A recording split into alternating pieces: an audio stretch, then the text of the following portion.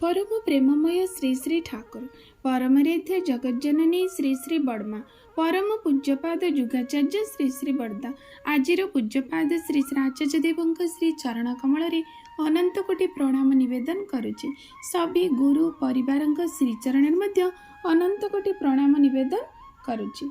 मोर video देखुथिबा प्रत्येक गुरु भाई और माँ मानू अंतरर आनंदित जय गुरु श्रद्धा भक्ति भल पाए सबुदिन पर आज यही शुभ दिन में एक सुंदर विषय आलोचना करवा। आलोचनाटी होची अमेय निर्झर निजे जली अन्य को आलोक प्रदान कर। पूज्यपाद अरविंद दादा आम मान को ए भाव एक सुंदर दिव्य आलोचना आम मान पाखे रखिंट जहाँकि आम मान जीवन पर अत्यंत प्रेरणामय हो। पूजनीय अरविंद कहती आमे सूर्य ठारू आलोक पाओ किंतु सूर्य को प्रतिनियत जलिबाकू हेउची। आमे जो माइक रे कथा कहूचे करेन्ट को जलिबाकू हेउची। आमे जे बल्ब ठारू आलोक पाओ एथिपे बल्ब को जलिबाकू इलेक्ट्रिसिटी लागे। एई भाबे समाज रो अंधकार कटाइबे पई ठाकुरन को धरी काहारी को ना काहारी को जलिबाकू पड़िबो। तेबे ही समाज पाखरे आलुओ पहुँचीबो आउ समाजटा आलोकित होबो। तुमे मैंने जे पुओ झियो को भल पाओ तुमे कौन से को भल पाओ जन्म देइछ बोली तो। हॉस्पिटल रे जेतेबेले तुमर ऑपरेशन करबा समय अनेस्थेसिया नहीं सोइबा अवस्था रे थिला सेतेबेले जदि नर्सटा भूल करी तुम छुआटी को बदली दे थांता ताहेले अन्यर पुओ झियो को तो निजर माने भाबी तुमे तो बड़ करू थांतो। जन्म देइछ बोली भल पाउछ ताहा नुहे किंतु छुआटी को आमे भल पाउछु कारण छुआ पाई प्रतिनियत आमे कर्म करी चलीछु। छुआर जीवन पाई बहु किछि बलिदान आम मान को देवाको पड़ुछि। निज पाई न भाबी आगे छुआ पाई भाबुछु सेथि पाई तो छुआ प्रति भल पाइबा। ठीक सही परी ठाकुर महासागर भले तांको बुद्धि देई कोनोसी भावे धरी हुए ना। ठाकुर को धरिबाको हेले भल पाइबा देई ही धरिबाको हुए। आउ भल पाइबाको हेले जेमिति तुमे तुम पिला छुआ पिला मानक पाई प्रतिनियत किछि करि चलीच एही भाबे ही तुमको प्रतिनियत ठाकुरन को काम करिबाकू पड़िबो। तेबे ही तो तुमे ठाकुरन को भल पाइबा शिखिबो हुए तो टिके टिके करी। ठाकुर चाहती आम माने केमती सुख शांति रे रहू। ठाकुर कौन चाहती जे आमको सदा सर्वदा विपद आपद रक्षा करिबा पई से सबु समय ही चाहती आम मान को उन्नत करने रक्षा करने किंतु आमे जदि तांका सह ठीक भाव रे जोगयुक्त न होई थाउ तेबे तांकर निर्देश को आमे ठीक भाव रे बुझिबाकू सुविधा हुए। ठाकुर तो स्वयं मंदिर विग्रह भितर आसी आमको रक्षा करेनि से कौनसी न कौनसी वस्तु माध्यम बा कौनसी न कौनसी व्यक्ति विशेष माध्यम आमको रक्षा करने को चाहती किंतु आमे जदि तांका सह सर्वदा जोगयुक्त होई थाउ ताहेले तांका निर्देश को आमको बुझिबाकू सहज हुए नतुबा बुझी हुए ना। आमे मैंने समस्ते रामायण कथा शुणीचे। हनुमान कहार उपासक थिले शिवंकर ना तेणु रावण मध्य शिवंकर एकनिष्ठ उपासक थिले किंतु स्वयं हनुमान जेतेबेले रावण सम्मुखरे आसी उपस्थित हेले सेतेबेले रावण तांको शिवंकर अवतार बोली चिन्हि पारिला नहीं। काहेकि कारण से निजर गर्व अहंकार मध्य अंध होई रहितिला ता भितरे निजर अहंकार ढेउ खेलुतिला। सेथिपई से जीवन सारा जहार उपासना कला तांको सम्मुखरे पाई मध्य चिन्हि पारिला नहीं। काहेकि ना रुद्र अवतार भावे हनुमान ही आसीथिले संसार को किंतु रावण अहंकार वशत से शिवंकर उपासक थिले किंतु रावणर हनुमानकर कौनसी कथा को से विश्वास करती नहीं आउ तांको छार बानर बोली आख्या देउथिले। आर मूल कारण थिला केवल अहंकार। रावण तांकठी अग्नि संजोग अहंकार वशत आमे भी सेही भली जीवन सारा ठाकुरन को धरी चलीचे।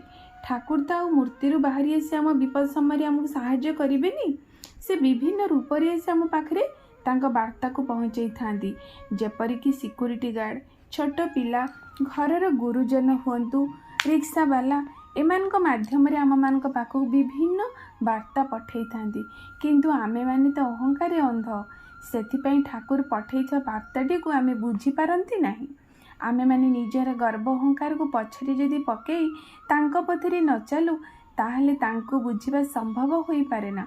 तेणु आमे जीवन में कष्ट पाऊ। थरे पूज्यपाद श्री श्री आचार्य देव पूजनीय सिपाहीदा पूजनीय बिंकीदा पूजनीय शुभदा कार माणिकपुर रास्ता जाउथिले। बाटरे जीवा समय हठात कार चकर हुईल क्याबटी बाहरी गला। ताको पुणी थरे यथास्थान रे लगई दे यात्रा आरंभ कले।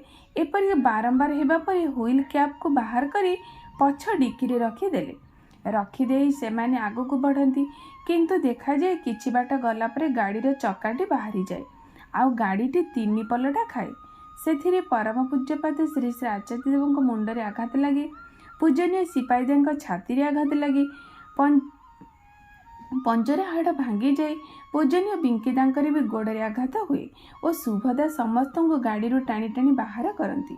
यही घटनार बुझा जाए जे हुईल क्याबटी खसबार भीतर दे ही ठाकुर निर्देश करुथिले जे आगो को न बढ़िबा पई, किंतु सेमानकर ठाकुरंक सह जोगयुक्त हेबार टिके फांकरे सेमानकु नेई से निर्देशटी जणा पड़ी नथिला। ठाकुरंक कर्म करिबारे फांकी थिले तांकर निर्देशटा बुझी होई न थाई। तांका सह जोगयुक्त हेले तांको जानिबाकू सुविधा मिल जाए। एक कथाटी कहिबार माने विषय हैला जे पूजनीय अबिंदा कहती जे देखंतु जदि जी वर्तमान रे हमर आचार्य देव अछंती से ए समय संकेत से पाइला मध्य सत्य मध्य से जदि गाड़ीटी को सेठू से फेरे नहीं आसी थांदे ताहले तांकु से असुविधार सम्मुखीन हेबा को पड़ी न थांता। तेणु जी जीवन में तांकु ग्रहण करी चली थाए, जीवन में तांकु नहीं जीवनर बाट चले, तांकर प्रत्येक इंगित को से बुझी पारे जी तांक सहित संपूर्ण रूपे जोगयुक्त होइथाए। आउ आमे जीवन में से इंगितज्ञ बुझीबा पई हेले तांकर से निर्देश को जानिबा पई हेले प्रति मुहूर्त रे प्रति समय रे तांक सहित जोगयुक्त होई रही परिबा। तांक सहित जोगयुक्त होइबार माध्यम हैला जजन जाजन इष्टवृत्ति स्वस्थ सदाचार। देखंतु जो माने दिव्य पुरुष जे माने साधनार चरम रे पहुँची मध्य सामान्य टिके टिके अवहेला जोगु अवज्ञा जोगु से माने मध्य कष्ट रो रिहाई पाई पारंती नाही।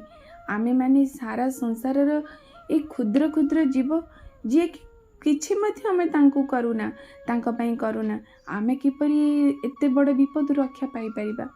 तेणु पूजनीय अबिंदाकर ए आलोचना भितर गोटे सुंदर शिक्षा रहिला जे जीवन रे जदि आमे तांकु नहीं चलिबा तांक विधान माफिक चलिबा ताहले तांकु प्रति मुहूर्त रे भल पाइबा आ से भल पाइबा भीतर देई ही आमे तांकर अति निकटतर हो पारिबा।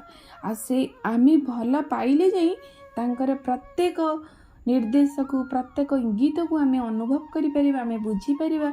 आ से इंगित मध्य ही रही आम मानकर मंगल। तेणु जीवन में तांकु नहीं चली तांको बुझी तांको निर्देशित पथरे चली मनीष प्रकृति सुख शांति आनंदर पथर बाटोई हो जाए। यह ही हूँ आज आलोचनार विषय जे प्रकृति निजे यही सब बाटटा किंतु एते सुगम नुहे, दुर्गम बाट। कारण मनीष जिते दुर्गम बाटरे जाए कारण गोटे सुग माने गोटे अबाटर बाटटी जोटा माने आम मान देखा जाए बाटटी सुंदर बोली से बाटटा भारी खसरा खुशी रे पहुँच मनीष चलीज किंतु तार गंतव्य स्थल रे दुख शोक रोग जरा जंत्रणा सब रही।